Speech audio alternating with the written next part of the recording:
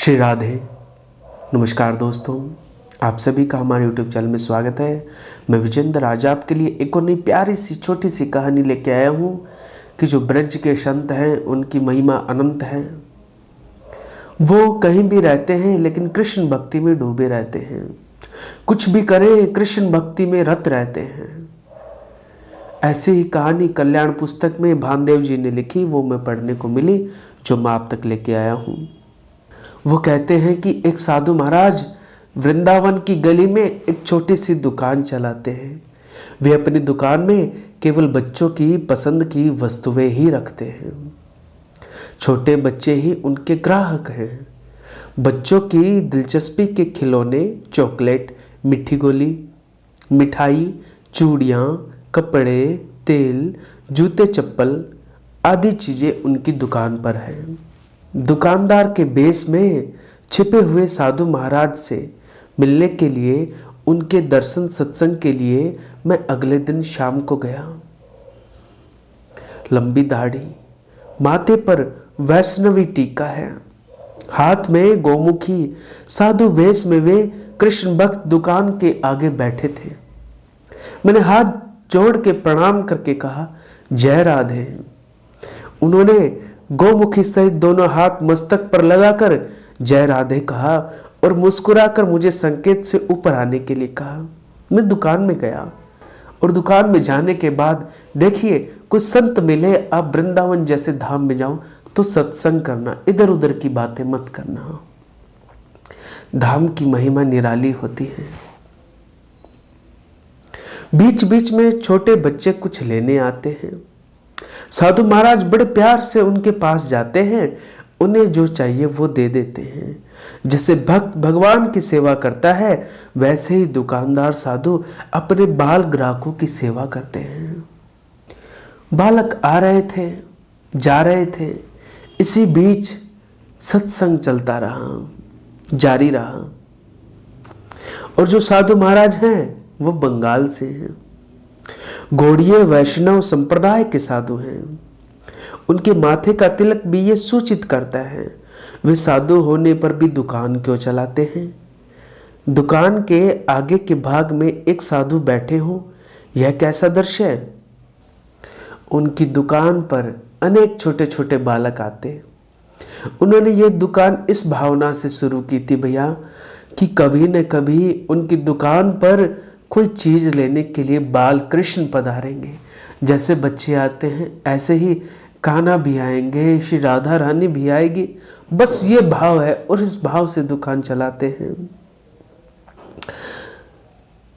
जब उनकी दुकान पर राधा रानी आएंगी तो गौर उनका वर्ण है, तो उनके हाथों में सुंदर सुंदर चूड़ियां वो पहनाएंगे और उनका जीवन धन्य हो जाएगा। राधा और कृष्ण वृंदावन में ही तो हैं। वृंदावनम प्रीतज्य पादमेकम न गच्छामि। कृष्ण कहते हैं कि ब्रज को छोड़कर मैं एक सेकंड के लिए भी नहीं जाता, एक पैर ब्रज से बाहर नहीं निकालता। और अगर वो यहाँ है ही तो मेरी दुकान पर जरूर आएंगे। इस आशा से, इस उम्मीद से साधु महाराज ने दुकान खोल ली।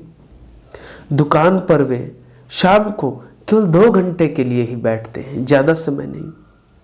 बाकी समय अपनी कुटिया में भजन करते हैं। दुकान का प्रारंभ जिस भावना से हुआ वो मैंने आपको बता दी, लेकिन साधु की अवस्था ने भिन्न स्वरूप धारण किया है। अब तो ये लगता है कि जो बालक आता है, जो भी बालक, वो कृष्ण ही है। और साधु को उसके माथे पर मोर मुकुट का दर्शन होता है। जो भी बालिका आती है दुकान पर वो नीलांबर धारिणी राधिका ही है। राधा और कृष्ण किसी भी बालिका या बालक के स्वरूप में आ सकते हैं। इसलिए सभी बच्चों को राधा कृष्ण मान के ही उनसे व्यवहार किया जाता है कि मेरी दुकान पे कृष्ण आए हैं, मेरी दुकान पे श्री राधा रानी आई है। इस व्यवहार, इस चिंतन से कृष्ण और अन्य बालक और राधा और अन्य बालिका का भेद मिट गया है। अब तो महसूस होता है सभी बच्चे राधा कृष्ण हैं। कोई भी बच्चा आता है साधु महाराज का मुख खिल उठता है। अपने इष्ट देवता की पूजा करते हो वैसा ही व्यवहार उन बच्चों के साथ करते हैं। किसी बालक के पास पैसे नहीं होते तो भी उनके द्वारा मांगी गई चीज उन्हें नहीं मिलती, ऐसा कभी हुआ ही नहीं। अनेक बच्चों को अनेक वस्तुएं मुआवजा लिए बिना ही दे दी जाती हैं। कई बार पैसे भी नहीं लेते हैं, दे दो, बांट दो, लुटा दो। दुकान में कभी लाभ हानि की सोचा ही नहीं। अब देखिए, शहर के 2-3 धनी भक्त साधु महाराज की दुकान की हानि की भरपाई कर देते हैं और उनके भक्तों के लिए उनकी यह दुकान नहीं मंदिर है। तो देखिए, घर भी मंदिर बन सकता है, दुकान भी मंदिर बन सकती है। खेल है तो प्रेम का, खेल है तो भाव का। तो ये बड़ी प्यारी कहानी साधु की दुकान। एक साधु दुकान चलाए और भक्ति करे। कर्म तो करना पड़ेगा लेकिन भाव में डूब कर करे, उसकी महिमा है। तो ये प्यारी सी कहानी पढ़ने को मिले। आगे भी कुछ कथा कहानियाँ किस्से प्रसंग आप तक लाता रहूँगा। आज के कथा प्रसंग को यहाँ विराम। आपको मेरा प्रणाम। जय श्री राम, जय जय श्री राधे।